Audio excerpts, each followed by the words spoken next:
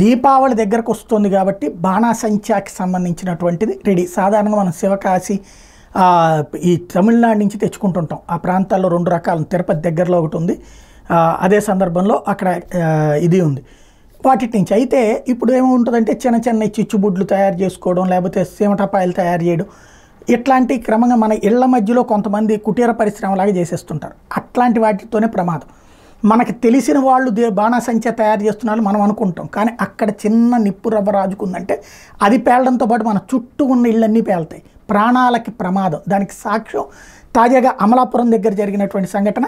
ఏదైతే రావుల చెరువు దగ్గర బాణాసంచా తయారు చేస్తున్నటువంటి ఇంట్లో పేలుడు జరిగింది. ఆ పేలుడు గ్యాస్ సిలిండర్ టచ్ అయింది, అది కాస్త బాణాసంచా పేలుడు తీవ్రమైంది. అంటే గ్యాస్ సిలిండర్ పేలడం వల్ల బాణాసంచా పేలిందో లేదా బాణాసంచా పేలడం వల్ల గ్యాస్ సిలిండర్ పేలిందో తెలియదు, కానీ అదే ఇంట్లో నివసిస్తున్న 6 గాయాలని, ఓ బాలికతో పాటు 2 పరిస్థితి సీరియస్ అయింది.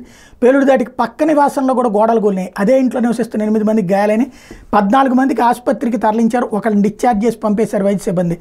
అనుమతులు లేకుండా బాణాసంచా తయారు చేస్తున్నారని విచారణ చేస్తున్నారు. ఇట్లాంటి బోలెడన్ని నడుస్తే రాబోయేటటువంటి రోజులు చాలా ప్రమాదకరమైనటువంటిది. పోలీసులకి ఒకవేళ మీ ఏరియాలో కనుక అట్లా తయారు చేస్తుంటే పోలీసులకు సమాచారం అందించితే బెటరు.